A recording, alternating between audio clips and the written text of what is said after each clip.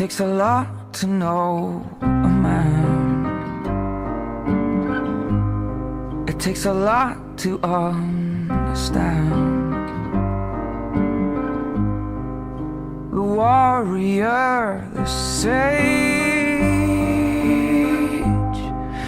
the little boy enraged. Bonsoir tout le monde. Bonsoir. Bonsoir Paul. Bon bah voilà, on est ravis que vous soyez là ce soir à la petite maison dans la cour. Ça nous fait super plaisir de vous recevoir. Merci beaucoup Cathy d'héberger cet événement. Merci d'être venue. Ouais, ça fait super plaisir. On est dans un petit cocon tous ensemble et ça tombe bien parce qu'on va pas mal parler de chair, de sensualité. Voilà, on est déjà un peu en train de s'entrelacer, c'est plutôt chouette. Et du coup, on est là pour célébrer la sortie de Neige de mai, qui est ton roman, Paul. Et que voilà, on est quelques-uns à avoir eu l'honneur de lire déjà. Et en tout cas, voilà, je tenais à te dire bravo d'emblée, parce que c'est un très très beau roman. Alors, pour les gens qui vont nous écouter sur internet, qui ne sont pas là ce soir, je fais une petite présentation maison de toi, Paul. Donc, Paul Régnier est professeur de lettres, mais il a des tas d'autres choses à son actif. Il est dramaturge et auteur. Moi, je t'ai connu, Paul, quand tu publiais tes premiers textes de théâtre. C'était des textes super sensibles, avec des personnages voilà, qui parlaient au jeu et qui exprimaient toute leur vulnérabilité et leur complexité. C'était des personnages qui doutaient, qui étaient un peu monstrueux. Voilà, dans une de tes pièces, il y a même un personnage qui disparaît, qui s'efface charnellement. Et il y a toujours ce parler très sensoriel que je retrouve dans tous tes écrits et qui se retrouve là dans Neige de mai, pleinement exprimé. Et je vais commencer cette lecture par une petite question. Je voulais savoir, et peut-être que je ne suis pas la seule à me poser la question, qu'est-ce qui t'a poussé à écrire Neige de mai? Qu'est-ce qui t'a déclenché? Qu'est-ce qui a déclenché ton écriture? Alors, pour Neige de mai, la première chose que j'ai envie d'écrire, c'était d'écrire la rencontre amoureuse et essayer de fixer tout ce qui est fugace dans la rencontre amoureuse, que ce soit au niveau des émotions, des sensations, mais aussi des peurs qu'on a quand on rencontre quelqu'un. Et puis aussi le côté complètement disproportionné de l'amour qu'on peut porter à l'autre, qui peut s'être aimé par la suite parfois. Mais essayer de garder une trace de tous ces moments-là, et puis aussi tout de suite de se dire voilà, le bonheur en général on le raconte pas parce qu'il n'y a pas grand chose à dire, et je voulais essayer de le raconter quand même, de dire voilà, quand tout va bien, qu'est-ce qu'il y a à dire quand même. Bon, et puis évidemment tout va jamais bien très longtemps, donc c'est ce qui crée des rebondissements vivants dans une relation. Oui, c'est ce qui fait la chair du roman, donc on va pas trop faire de préambule, voilà, on va aller directement dans le cœur du sujet. Donc Neige de mai, c'est l'histoire d'Adrien qui rencontre Estelle à une soirée. Et ce qui se passe dans le roman, c'est qu'il y a une déliquescence à un moment donné, et le personnage d'Estelle se perd, tombe malade. On va en parler un petit peu plus pendant la lecture. Mais je vous propose qu'on lise le tout début du roman, enfin que Paul ouvre la lecture avec les toutes premières pages du roman.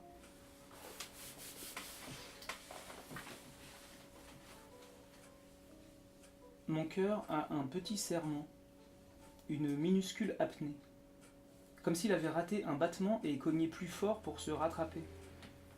Une extrasystole, c'est un joli mot pour désigner ce type de contraction cardiaque prématurée.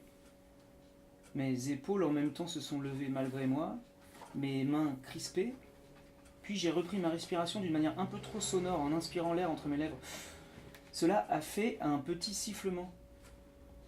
Je suis penché sur ma veste qui gît au milieu d'autres sur le lit, je cherche mon portable, mais une ombre s'est découpée en contre-jour dans le clignotement des néons rouges du restaurant chinois en contrebas. Un mouvement à la limite de mon champ de vision. J'ai cette petite inspiration ridicule avant que très vite, une voix feutrée susurre « Je vous ai fait peur, excusez-moi. » Non, pas du tout. Mais mon souffle a dévoilé mon mensonge. J'entends le bref soupir qui trahit le sourire poli. Enfin, si, en fait, dis-je presque en m'excusant, vous m'avez fait peur, je pensais être seul, je cherchais mon portable. Excusez-moi. Ce n'est pas grave, je ne vois pas mon interlocutrice. Je la devine à peine. Elle est sur le balcon, silhouette gracile, un châle sur les épaules, un bras entourant le ventre, le coude en appui dessus, la main dessinant des ronds dans les airs. Je suis fasciné par les mouvements infimes de cette main délicate dans la noirceur du soir. Le remuement des doigts dans le crépuscule. Je reste un peu stupide. J'ai honte d'avoir eu peur. Elle doit le sentir car elle se retourne et contemple la nuit. Je regarde son dos. Dois-je la rejoindre ? Si je fumais, ce serait plus facile. Est-ce qu'elle fume ? Du salon, on entend les basses de la musique qui secoue l'appartement, le brouhaha des discussions. On ne perçoit pas les phrases, juste leur écho assourdi. Un reflet doré scintille sur sa joue gauche. Elle a pleuré ? Si elle s'est isolée, peut-être comme moi ne supporte-t-elle plus le lent déroulement de la soirée qui s'étire, les discussions professionnelles, les sourires factices, les mots masqués, clinquants, frivoles. Des heures qu'on attend la remise des cadeaux, les congratulations, la joie de commande. Je farfouille un moment au milieu des manteaux et la rejoins.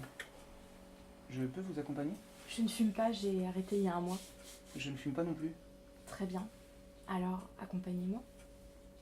Je suis sur le balcon avec elle et notre silence découpe dans le soir qui tombe un espace commun, où nos souffles dessinent de petits nuages blancs qui se mêlent dans la froideur hivernale puis s'évanouissent. Juste une absence de mots, car il n'y a rien à dire. Pas de phrases pesantes ou spirituelles élaborées pour plaire ou occuper. Être là, simplement, à regarder la nuit, compter les étincelles. Nous restons ainsi un moment, à ne pas fumer, à ne pas parler, à laisser nos pensées se dévider jusqu'à ce que nous entendions les chants d'anniversaire retentir du salon. Alors nous amorçons notre retour au monde.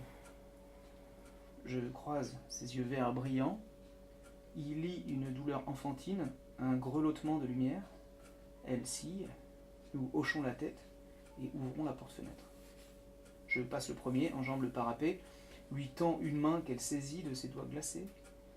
Le même petit sifflement, mais pas de peur. Nouvelle extrasystole, quelque chose se passe. Elle sourit, son œil aussi se plisse, et cela fait rouler en moi de petites billes qui diffusent une douce chaleur. Mon cœur bat. Nous rejoignons la fête, je ne lâche pas sa main. Nous retrouvons les autres, le bruit, les rires. Ma main enserre doucement mon secret. Ses doigts frémissent comme un oiseau s'ébroue pour s'échapper. À peine passons-nous la porte, les lumières s'éteignent. Pendant un instant, c'est le noir total, et la chance que je pourrais saisir, entrer en son silence. Et si je profitais de l'obscurité pour l'embrasser au milieu de tous ? J'imagine déjà mes lèvres approcher de son cou pour en apprécier le parfum, goûter le pli intime, humer la naissance de la chevelure. Le gâteau arrive de la cuisine orné de 32 bougies qui jettent des ombres dansantes sur les convives et les murs. Je la tire par la main pour éviter la trajectoire du dessert. Quel chemin David va-t-il prendre, à gauche ou à droite de la table basse ? Je me réfugie près de la chénifie. Tout le monde a le regard tourné vers le gâteau ou vers Sylvie, l'hôte à l'honneur. C'est le moment. Je vais approcher mon visage avant de t'embrasser vraiment, langoureusement, longuement. Je me penche, tu te raidis, expire un tout petit soupir, mais semble aussitôt te reprendre ou te résigner à ce qui ne peut manquer d'arriver. Peut-être en as-tu envie aussi. Je ne peux pas voir tes yeux, mais me concède-t-il rieur mon audace ? Mes lèvres s'avancent, je goûte déjà ton souffle. Subitement, les lampes se rallument en même temps que les applaudissements retentissent. Une odeur de cire chaude, doucereuse, se propage. Ai-je attendu si longtemps ? Je plisse les yeux, ta main glisse immédiatement loin de la mienne et tu t'avances vers Sylvie pour la féliciter la première et lui donner ton cadeau. La soirée se poursuit. Je bois beaucoup et au bout d'un moment tout s'efface. Même mon occasion gâchée. Moi, je vous rassure, Adrien et Estelle se retrouvent à un moment donné. Comment rendre compte d'un éblouissement? C'est l'histoire d'un geste, avant la nuit du corps. Il commence à pleuvoir. Je passe ma main dans ton dos pour te réchauffer. Ce pourrait être cette fois, ou bien une autre, près du parc, sur le canapé, dans le lit, sur un banc. La première ou la centième, l'effet est le même. Tu tends ta main, écartant légèrement les doigts comme une invitation, un accueil, un appel. Ma main s'approche, timide, effleure la pulpe de tes doigts fins, fuselés, trop longs diras-tu plus tard. Lentement se referme dans la tienne, l'enserrant doucement. Mon pouce dessine un cercle dans ta paume. Je suis là où je veux être. Ta peau se couvre de frissons. Les secondes se dilatent, le temps palpite. Nous sommes là. Plus présents, plus vivants. Je ne suis plus qu'une main, que cette main frémissante caressant tes doigts, les pinçant, les éprouvant. Le temps se fige, cristallisé dans l'entremêlement de nos doigts. Seuls êtres vivants à des kilomètres à la ronde. Seul mouvement visible, sensible, évident, jeté hors du monde par ce geste. C'est une gifle de liberté qui souffle sur nous et nous emporte. Nos corps savent. Nous sommes éblouis par ce secret terrible qui nous isole du monde. Nous sommes faits l'un pour l'autre. La pluie redouble. Le temps s'arrête. Ne subsiste que ce mouvement imperceptible. Puis, lentement, mon âme s'ébroue et mes lèvres commencent à glisser le long de ton bras. Remontent doucement vers ton cou. Une veine bat rapidement et scande mes minuscules baisers. Mes bras t'enveloppent tout entière et tu poses tes lèvres sur les miennes. Tu glisses ta langue brûlante dans ma bouche entr'ouverte. Elle tâtonne un instant, surprise de son audace. La mienne la goûte à son tour. Nous commençons un dialogue ininterrompu de gestes, de baisers et de mots.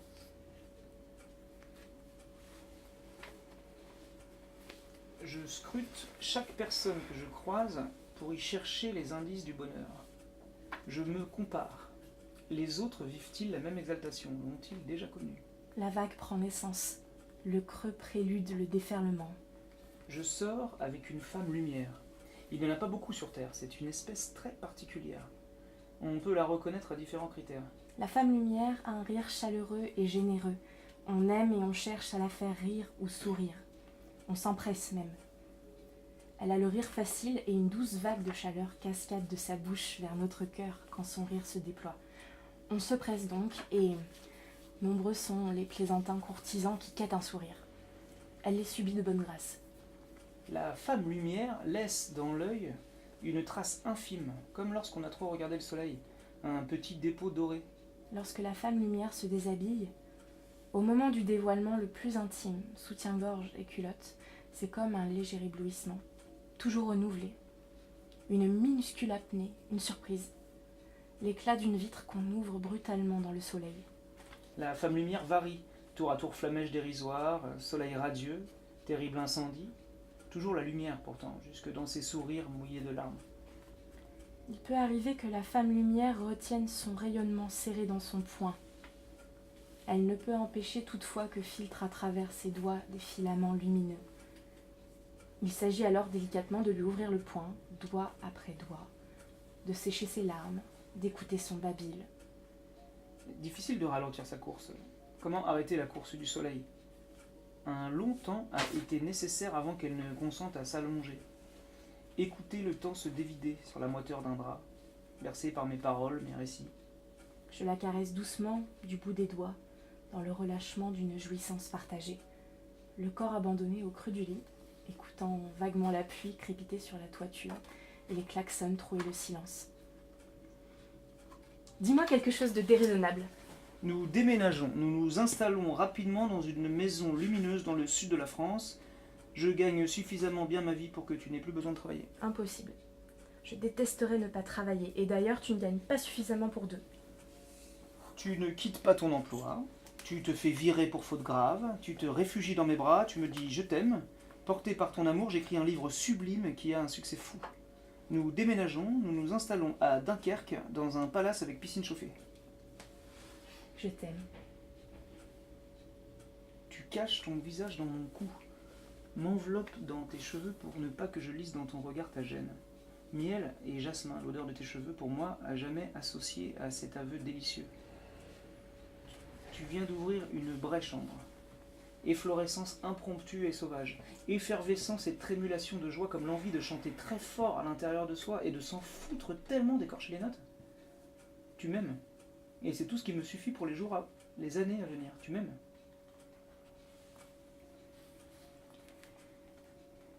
Blasted. Le souffle d'une explosion dévastatrice. Burnout.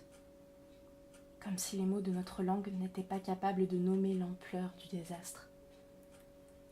Tu t'es écroulé ainsi, un jour, à la stupeur générale. Le 5 mai, tu es revenu du travail, encombré de paquets, de sacs de courses, de contraintes dans ton agenda, toujours plus lourd dans ton sac, plus un sac d'ailleurs, un cartable. Tu es revenu encombré de toi-même et de toutes les attentes impossibles des uns et des autres. Sois une bonne collaboratrice, sois une bonne fille, sois une bonne compagne. Conquiert ta place dans cette société, mérite-la, sois belle, dynamique, souris, toujours souris. Tu es revenue souriante et chargée. T'épuisant à vouloir les satisfaire tous, à vouloir nous satisfaire tous, pour enfin sans doute te satisfaire toi-même. Le matin suivant, tu ne t'es pas levé. Je tente de mettre en place un protocole, d'établir une méthode pour que nous ne basculions pas complètement dans le strident et le tonitruant, l'injure. Je te le lis un soir où tu es bien. Tu l'approuves sans réserve, une lueur douce dans le regard avant d'accrocher tes lèvres aux miennes. Je prends ça pour un encouragement. Protocole d'engourdissement de la colère. Résister à la déflagration. Lutter ensemble, corps contre corps, se tenir bien serré face au déferlement. Même si la colère gronde et souffle et éructe, refuse tout contact. Immiscer la fraîcheur d'une caresse au sein de la fournaise. Les doigts effleurant le bras et dessinant des ovales minuscules. Répondre à l'agitation par ce mouvement infime. D'abord refusé, puis consenti, puis désiré. Alors, ouvrir les bras, accueillir les bourrasques. Qu'est-ce qui ne va pas? Parle-moi. Le souffle brûlant se détourne, se raconte. S'il ne se détourne pas, s'il ne peut se raconter, assaillir à nouveau de tendresse. Saisir les mots en éclats et les offrir comme bouquets de verre, redoublés de douceur. Apaiser l'incandescence douloureuse. Épuiser la colère. Se taire, enfin, et étreindre à bout de souffle, et sentir l'ondoiement de la catastrophe qui reflue, et se retire enfin, laissant derrière elle des mots dévastés, insensés, se tenir bien serrés. Nous luttons ensemble contre le même ennemi, chacun retenant l'autre de s'élancer dans la pente et y rouler, malheureux mais satisfait. Saisir le bras avant la chute, dévaler de nouveau, parfois à deux, parfois tout seul. S'éloigner à petits pas du précipice.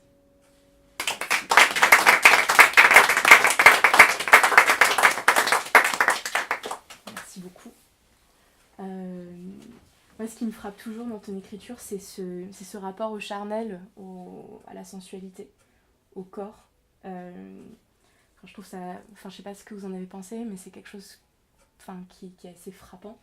Et je voulais savoir quelle place ça avait dans ton écriture, tout ce rapport au corps. C'est central en fait. Pour moi, c'est essayer d'écrire au plus près ce que le corps ressent avant de rentrer dans une psychologie ou un sentiment, mais vraiment se dire voilà, ce que le corps ressent c'est vrai et essayer de retranscrire ce vrai là. Donc d'être attentif à soi, à l'autre pour voir tout ce qui se joue dans une modification d'un sentiment, une modification d'une position de main pour essayer d'être le plus fidèle possible. Et c'est cette chose-là aussi que je retrouve de moi dans le théâtre quand je travaille avec les élèves, de partir du corps pour arriver au vrai, quoi. Et c'est ça qui m'intéresse. Et bon, là, tu es en train d'écrire un roman, voilà, exclu. Et tu as pas mal avancé dans ton écriture. Est-ce que c'est quelque chose que tu vas garder, ce rapport à la sensualité, qui était très particulier? Oui, hein, oui, parce que c'est... Enfin, à la sensualité, et aussi maintenant, je sens que je me tourne aussi plus vers le rapport aux éléments, même de la nature, du vent, parce que je lis plus de poésie qu'avant, j'ai une oreille qui s'affine. Avant, je n'arrivais pas à lire de la poésie, et là, ça m'intéresse aussi comment le monde extérieur frappe l'individu et toutes les influences que ça va occasionner après chez lui. Et là, dans ce que j'essaie d'écrire en ce moment, il y a ce rapport-là à la roche, au vent, au chaud, au froid, et d'être dans quelque chose d'encore corporel, mais en lien avec des éléments, quoi. Et c'est quoi cette poésie que tu lis et qui t'a tant inspiré? Il y a Claude Roy, que je trouve sublime, parce que il a une réflexion sur les différentes temporalités qui font une sorte de millefeuille. Il a des poésies sur la fin de vie en particulier qui sont vraiment superbes. Et puis il y a Christian Bobin que j'adore, parce qu'il a une manière de ciseler son écriture et de détailler de l'infime, quelque chose de tellement fugace d'une manière vraiment parfaite. Et j'aspire à rejoindre cette acuité visuelle, on va dire. Est-ce que tu as d'autres auteurs et autrices d'ailleurs qui viennent se fondre un peu dans ton écriture, qui viennent te patiner? Alors pour Neige de mai, et puis même encore maintenant, j'ai Valentine Gobi que j'aime beaucoup aussi, qui travaille beaucoup sur cette intrication-là du corps et de la pensée, avec souvent des narrations un peu éclatées. Il y a un très beau livre qu'elle a écrit sur une avorteuse, l'exécution d'une avorteuse qui s'appelle Qui touche à mon corps, je le tue, qui est vraiment très beau. Enfin, c'est une autrice que j'aime beaucoup. Il y a Sylvie Germain aussi qui travaille sur des choses très ténues comme ça, plus d'un point de vue familial, mais que j'aime beaucoup aussi. Et puis après, dans les auteurs qui m'accompagnent dans ma vie en général, j'ai Kundera que j'adore depuis que je suis adolescent. Alors c'est beaucoup moins corporel, mais c'est plus réflexif. Et je sens que moi j'ai ça en base d'écriture, quoi, de questionnement en tout cas. Et je vois pas mal de Jean-Philippe Toussaint aussi. Enfin, il y a pas mal de corrélations sur cette description amoureuse, notamment, ce truc un peu lyrique. Enfin, moi, c'est ma lecture un petit peu. Et est-ce que tu peux nous parler un petit peu de ta maison d'édition? Comment ça s'est passé avec les éditions sur le fil? Tu peux nous raconter un petit peu? Alors j'ai sollicité différentes maisons, et mon éditrice Marilyn Martinol m'a envoyé un mail très sympathique où elle me disait qu'elle était très intéressée par le texte qu'elle avait lu, et qu'elle avait été émue par la sensibilité qui s'en dégageait, et du coup m'a proposé qu'on travaille ensemble. Donc ça a été long parce que le texte il a été accepté il y a 2 ans maintenant, avec des réécritures, alors avec peu de demandes de réécriture de fond, mais elle m'a demandé par exemple quand même d'allonger le temps de la rencontre, parce qu'au début le deuxième passage que tu as lu c'était presque le début de l'histoire. Donc on entrait directement dans le vif du premier baiser. Donc, et puis après c'était des remarques de détail, chasser les répétitions, tout ça, mais c'est toujours hyper valorisant, et puis intéressant d'avoir un point de vue extérieur de professionnel qui va cibler les failles, et puis qui va accompagner les réécritures. Mais comme ton regard à toi m'a été précieux pour accompagner les réécritures successives, parce qu'il a été écrit et réécrit. C'est vrai que c'était très intéressant, ce travail de palimpseste, de couches, d'entremêlement, et l'objet final, je pense que tu peux en être fier. Et j'espère que cette lecture vous a donné envie d'en lire un petit peu plus. Voilà, et de vous plonger dans cette histoire et dans ce lien très intense, dans ce sentiment d'Adrien qui va venir porter Estelle et l'entourer de son attention. Je trouve que c'est un roman qui pose vraiment un regard très sensible et très juste et pas beaucoup exploité en littérature, du conjoint qui accompagne quelqu'un qui est en souffrance, et c'est vachement important que tu écrives ce genre de choses. Voilà. Merci. Voilà. Vous êtes bien calme, vous nous accompagnez de votre écoute bienveillante. Et je vous propose qu'on continue un petit peu à discuter tous ensemble autour d'un autre verre de vin, d'une petite assiette. Et sachez que Paul a apporté pas mal d'exemplaires de Neige de mai. Donc si vous avez envie de continuer la lecture dans le métro et chez vous, voilà, vous pouvez...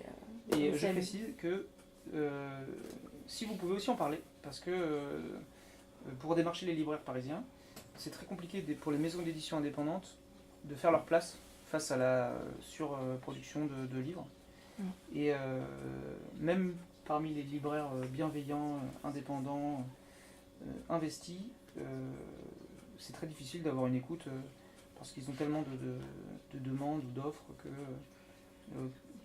faire l'effort de prendre le contact directement avec l'éditeur, pour eux c'est déjà une perte de temps, une comptabilité compliquée, et donc si vous pouvez en parler, ça peut aider à diffuser un peu à faire que le livre peut-être puisse trouver une place, sa place. Ouais.